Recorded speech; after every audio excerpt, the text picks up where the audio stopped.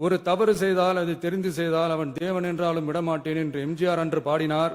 அதை இன்று விஜய் செயலில் காட்டுகிறார்னு அந்த எடிட்டோரியல்ல எழுதியிருக்கு. இந்த நேரத்தில் தினத்தந்திக்கு நம்மளோட நன்றியை தெரிவிச்சுக்கிறோம். அரசியலுக்கு வந்து 2 வருஷம் தான் ஆகுது. உங்களுக்கு என்ன தெரியும், உங்களால என்ன முடியும்னு கேலியா கேட்டவங்களுக்கு தினத்தந்தியோட பதிலை இப்போதைக்கு போதும்னு நினைக்கிறேன். என்னென்னமோ செய்வான்னு சொல்றானே இந்த விஜய், பல வருஷமா இருக்கிற ஒரு பதவி வெறி பிடிச்ச அரசியலை உடைச்சி எப்படி செய்வான்னு நம்ம மக்களை யோசிச்சிருவாங்க. இதோ இப்போ நம்ம மக்களுக்கு புரிஞ்சிருக்கும். இப்பவும் சொல்றோம், இது வெறும் ஆரம்பம் தாங்க. இந்த மாபெரும் சபையிலிருந்து கேட்கிற மக்களே, நமக்கு கொஞ்சம் அவகாசம் கொடுங்க. இதுக்கு முன்னாடி, அதாவது 2017 கடைசியில இருந்து 2026 ஏப்ரல் வரைக்கும் இருந்த புண்ணியவான்கள் ஆட்சியில ஒவ்வொரு டிபார்ட்மெண்ட்லையும் போட்ட ஏராளமான ஓட்டைகளை அடைச்சிக்கிட்டே படிப்படியா மக்களுக்கு நல்லதையும் செஞ்சுக்கிட்டே வருவோம். அதனாலதான் நமக்கு எதிராக யாரோ சேரவே மாட்டாங்கன்னு நினைச்சவங்கலாம் ஒன்னா சேர்றாங்க. நம்ம ஆட்சிக்கு டேட்டு குறிக்கிறாங்க.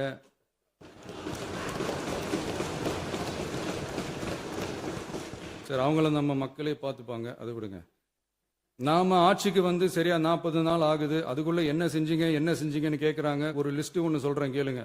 பெண்கள் பாதுகாப்புக்காக சிங்கப்பெண் சிறப்பு படை, 200 யூனிட் வரை கட்டணமில்லா மின்சாரம், போதைப் பொருள் ஒழிப்புக்காக தனிப்படை, குறுவை நெல் சாகுபடியை ஊக்குவிப்பதற்காக 134.83 கோடி சிறப்பு தொகுப்பு திட்டம், வழிபாட்டு தலம், ஸ்கூல், பஸ் ஸ்டாண்டுன்னு அதுக்கு பக்கத்தில் இருக்கிற 717 மதுபான கடைகள் மூடப்பட்டன. அங்க வேலையில் இருந்தவர்களுக்கு வேறு கடைகளில் வேலை, கவனிக்கப்படாமல் விடப்பட்ட அம்மா உணவகங்கள் புதுப்பிக்கப்பட்டன. பத்திரப்பதிவு துறையில் பகல் கொள்ளைக்கு ஃபுல் ஸ்டாப் வைக்கப்பட்டுள்ளது. வருகையில்லா ஆவண பதிவு முறை கொண்டு வர உத்தேசிக்கப்பட்ட செயல்பாட்டில் உள்ளது. அரசு மற்றும் தனியார் மருத்துவமனையில் ஸ்கேன் மையங்களில் கருவுறுவதற்கு முன் மற்றும் பின் ஏற்படும் தவறுகளை கண்காணிக்கவும், மருத்துவ நிறுவனம் முறைப்படுத்தும் சட்ட விதிகள் பின்பற்றப்படுகிறதா என கண்காணிக்கவும், மருத்துவ மற்றும் ஊரக பணிகள் இயக்கத்தின் பயன்பாட்டிற்காக 40 புதிய வாகனங்கள் வழங்கப்பட்டுள்ளது. கூட்டுறவு வங்கியின் ஏழை எளிய மக்கள் வாங்கிய கடனுக்கு முதல் முத்தாய்ப்பாக ரூபாய் 2045 கோடி தள்ளுபடி வழங்கி ஆணையிடப்பட்டுள்ளது. ஒன்றிய அரசிடம் கேட்டுக்கொண்டதற்கிணங்க கடந்த 2 வருடமாக நிறுத்தி வைக்கப்பட்ட இருந்த ஜல் ஜீவன் மிஷன் திட்டம் புதுப்பிக்கப்பட்டு ஜல் ஜீவன் மிஷன் திட்டம் 2.0 நடைமுறைக்கு கொண்டு வரப்பட்டுள்ளது. 18,500 கோடி அளவில் உறுதியளிக்கப்பட்ட காஞ்சிபுரம் மாவட்டத்தில் மைய விரிவாக்க திட்டம், கோயம்புத்தூரில் மின்னணு பொருட்கள் மற்றும் மின்னணு அமைப்புகள் உற்பத்தி திட்டம் மற்றும் திருவள்ளூர் மாவட்டத்தில் காட்டுப்பள்ளி LNT கப்பல் கட்டும் தளம் விரிவாக்க திட்டத்திற்கு ஒப்பந்தங்கள் போடப்பட்டுள்ளன. அனைத்து நிர்வாக நடவடிக்கைகளும் மின்னணு முறையில் மாற்றம் கொண்டு வர நடவடிக்கை எடுக்கப்பட்டு வருகிறது. சட்டவிரோத கல்குவாரி மற்றும் அனுமதியின்றி கனிமங்களை எடுத்துச் செல்வது தடுக்கப்பட்டுள்ளது. பல்வேறு குவாரிகள் சீல் வைக்கப்பட்டுள்ளன. கனிமங்களை கண்காணிப்பது, எல்லைகளை நிர்ணயிப்பது மற்றும் ஆளில்லா விமானம் மூலம் அளவீடு செய்வது போன்றவற்றை செயல்படுத்துவதற்கான பணிகள் மேற்கொள்ளப்பட்டு வருகின்றன. அனைத்து துறைகளிலும் அலுவலர் தலையீடு இல்லாமல் லஞ்ச லாவண்யமற்ற தமிழகத்தை உருவாக்க அனைத்து நடவடிக்கைகளும் முடுக்கிவிடப்பட்டுள்ளது. இதெல்லாம் சாம்பிள் தான், இன்னும் இருக்கு. இந்த வெறும் 40 நாளுக்குள்ளேயே இவ்வளவு செஞ்சிருக்கோம்னா, இனி வர்ற நாட்கள்ல கொஞ்சம் கொஞ்சமா படிப்படியா ஸ்டெடியா உழைச்சி லஞ்சலாவணம் இல்லாத, ஊழல் இல்லாத, பெண்களுக்கு பாதுகாப்பான, சுதந்திரமான, டிரான்ஸ்பரண்டான தமிழ்நாட்டை நம்ம சொந்தங்களான தமிழக மக்களுக்கு தர்றது தான் நம்மளோட ஒன் அண்ட் ஒன்லி டார்கெட். கண்டிப்பா அதை நிறைவேற்றியே காட்டுவோம். 8 கோடி மக்கள் நம்மளோட இருக்கிறப்போ ஏங்க இதை செய்ய முடியாது? மாண்புமிகு பேரவைத் தலைவர் அவர்களே, தமிழ்நாட்டின் கருவூலம் எப்படி திசை மாறி உருமாறி தேய்ந்து ஓய்ந்து கிடக்கிறதுன்னு சொன்னாங்க. திசை மாறி உருமாறி தேய்ந்து ஓய்ந்துன்னு வசனம் மாதிரி ரைமிங்கா இல்லாம வளமான இலக்கியமா இதே சபையில பேசினவங்களோட திறமையான ஆட்சியில நடந்த நிதி மேலாண்மையை பத்தி வெள்ளை அறிக்கையா வெளியிட்டோம். வெள்ளை அறிக்கை வந்ததிலிருந்தே கண்ணை கட்டுதுங்க. அந்த காலத்துல தான் பிள்ளையோ பிள்ளை தொல்லையோ தொல்லைன்னு சொன்னாங்க. அதே மாதிரி தாங்க அவங்க ஆட்சியாலையும் அவங்களாலையும் இன்னைக்கு தமிழ்நாட்டுக்கே தொல்லையோ தொல்லை. இப்படி ஒரு நிலைமையை உண்டாக்கி வச்சுட்டு இவங்க சொல்றாங்க நமக்கு ஆட்சி செய்ய தெரியாதுன்னு. நம்ம அமைச்சர்களுக்கும் நம்ம சட்டமன்ற உறுப்பினர்களுக்கும் ஒன்றும் தெரியாதுன்னு. ஆமாங்க, எங்களுக்கு தெரியாதுதான். எங்க சட்டமன்ற உறுப்பினர்களுக்கும் அமைச்சர்களுக்கும் மக்கள் பணி செய்ய தெரிஞ்ச அளவுக்கு மக்கள் பணத்தை சுருட்ட தெரியாதுதான்.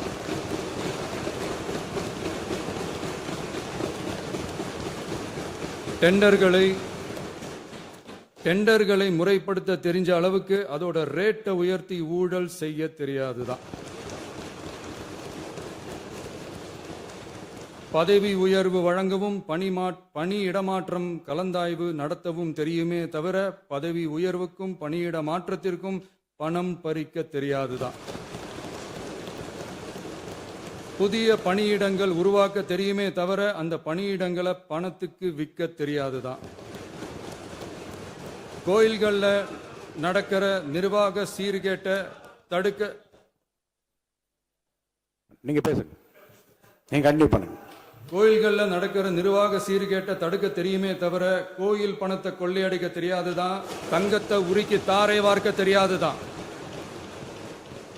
கனிம வளத்தை பாதுகாக்க தெரிஞ்ச அளவுக்கு கனிமத்தை வித்து கொள்ளையடிக்க தெரியாதுதான்.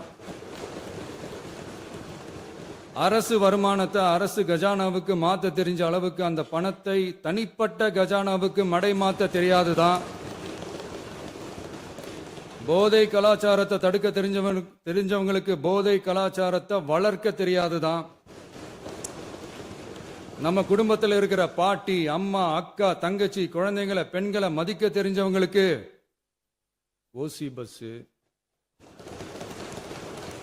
1000 ரூபாய் கேஸு, இப்படியெல்லாம் பேச தெரியாதுதான்.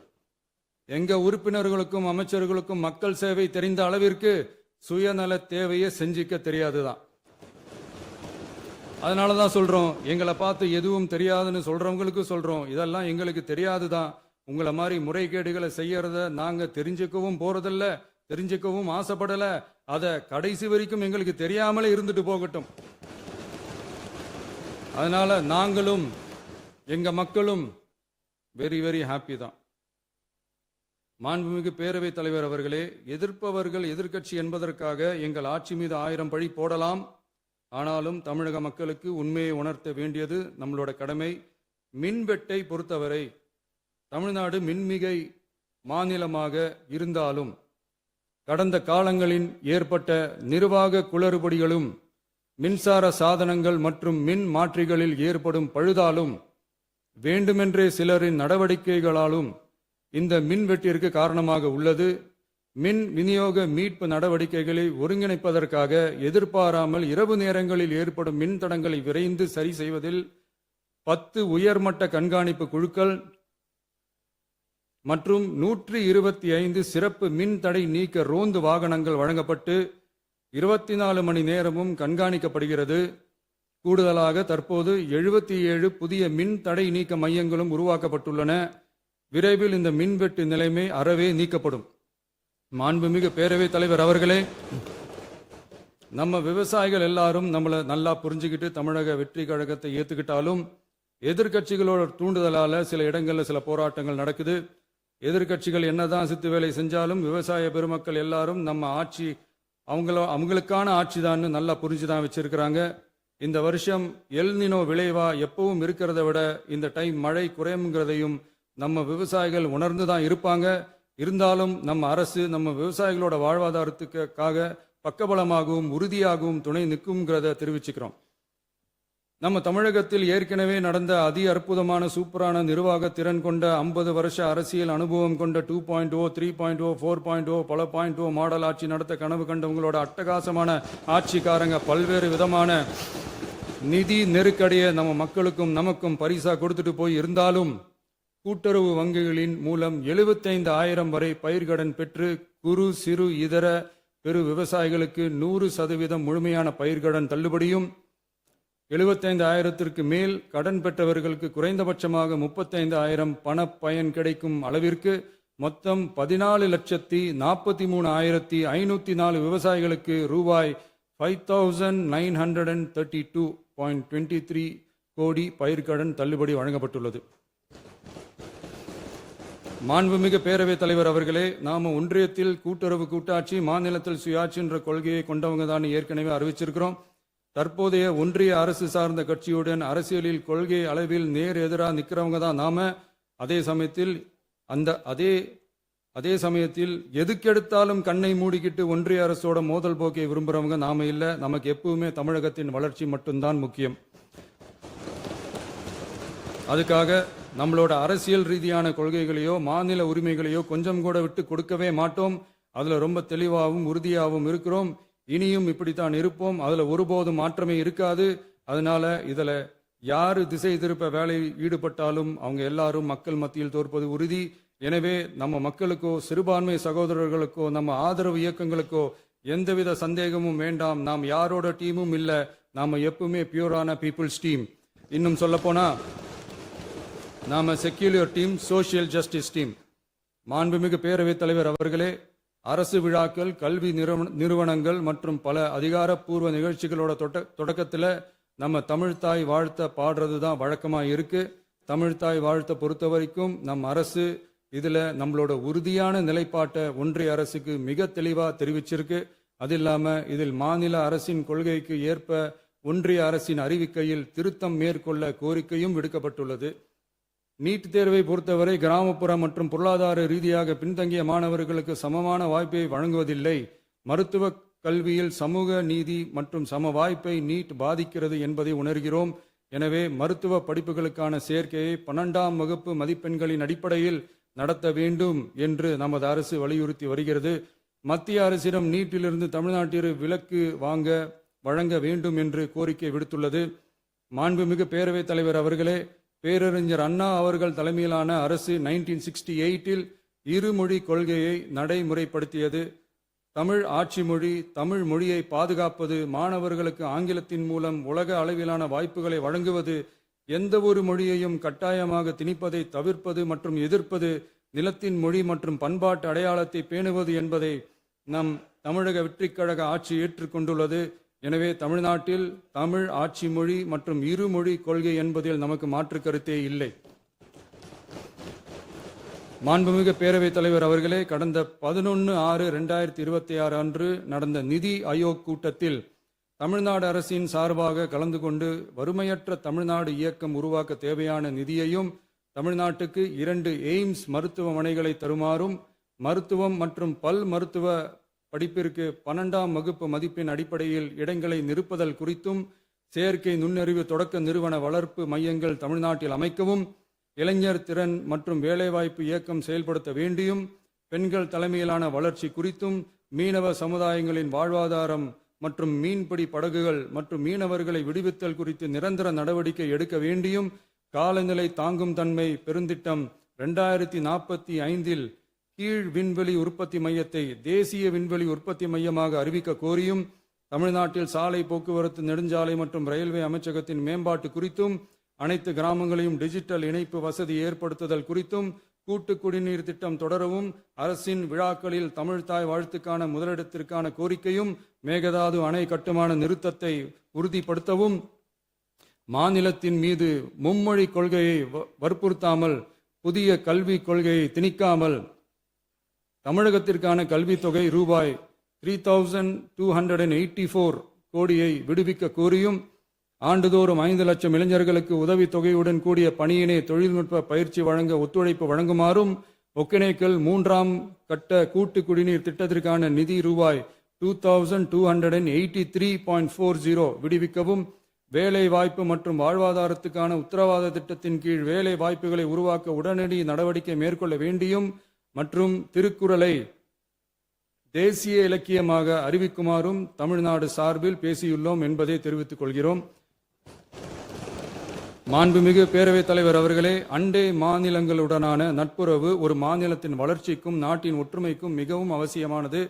தமிழ்நாடு தனது அண்டை மாநிலங்களுடன் நதி நீர் பங்கீடு, பொருளாதாரம், கல்வி, கலாச்சாரம் மற்றும் போக்குவரத்து துறைகளில் நல்லுறவை பேணி வருகிறது. பரஸ்பர மரியாதை, ஒத்துழைப்பு மற்றும் கூட்டாட்சி தத்துவத்தின் அடிப்படையில் அண்டை மாநிலங்களுடனான நட்புறவை வலுப்படுத்தவும் நமது ஆட்சியில் காக்கப்படுகிறது. மாண்புமிகு பேரவைத் தலைவர் அவர்களே, சட்டம் ஒழுங்கை பற்றி பேச்சு வந்தது. சட்டம் ஒழுங்கு சரியா இருக்கணும் அப்படின்றதுல எங்களுக்கு மாற்று கருத்தே கிடையாது. கண்டிப்பாக லா அண்ட் ஆர்டர் கரெக்டாக இருக்கணும், கரெக்டாக இருக்க வைப்போம். அதே மாதிரி பெண்கள் பாதிக்கப்படுறதையும் இங்க யாராலையும் சகிச்சுக்கவே முடியாது. அதுக்கான கடுமையான நடவடிக்கைகள் நம்ம அரசு எடுத்துக்கிட்டு இருக்கிறோம். இந்த சிங்கப்பெண் சிறப்பு அதிரடி படை கூட அதுக்கான ஒரு ஃபர்ஸ்ட் ஸ்டெப் தான். அதே மாதிரி இந்த போதைப் பொருள் நடமாட்டம் அதை கண்ட்ரோல் பண்றதுக்கும் நம்ம அரசு கடுமையான நடவடிக்கைகள் எடுத்துக்கிட்டு இருக்கிறோம். அதையும் கண்டினியூ பண்ணி எடுப்போம். மாண்புமிகு பேரவைத் தலைவர் அவர்களே, இப்ப நான் சொன்ன இந்த பிரச்சனைகள்லாம் இந்த 2026 போன மாசம் மே மாசம் 10ஆம் தேதி புதுசா வந்துடல. இதெல்லாம் பல வருஷமா இருக்கிற பிரச்சனைகள் தான், பல வருஷமா கண்டுக்காம விட்ட பிரச்சனைகள் தான். இன்னைக்கு எதிர்கட்சிக்காரங்க அதை பத்தி கேட்கும் போது எனக்கு அது அக்கறையா தெரியல, அவதூறு அரசியலா தான் தெரியுது, பழி போடுற அரசியலா தான் தெரியுது. இப்படி அவதூறு பழி போடுறவங்கள பார்த்து ஒன்னே ஒன்று தான் கேட்கணும்னு தோணுது. கடந்த 9-10 மாசமா நம்ம ஸ்டேட்ல சட்டம் ஒழுங்கு டிஜிபியே இல்லை. சட்டம் ஒழுங்கு டிஜிபியை போடுங்கன்னு சொல்லி எல்லாம் ஓஞ்சி போயிட்டோம். போன ஆட்சியில் நடந்ததுக்கெல்லாம் இப்பதான் விடையே கண்டுபிடிக்கிறோம் நம்ம ஆட்சியில்.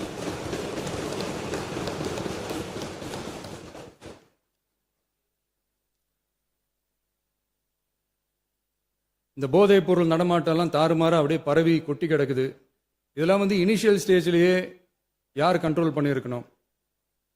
போலீஸ் டிபார்ட்மெண்ட் அப்போ யார் கையில் இருந்தது?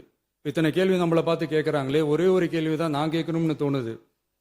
போலீஸ் டிபார்ட்மெண்ட்டை கையில் வச்சுக்கிட்டே பிகினிங்லேயே இனிஷியல் ஸ்டேஜ்லேயே இந்த போதைப் பொருள் நடமாட்டத்தை ஏன் கண்ட்ரோல் பண்ண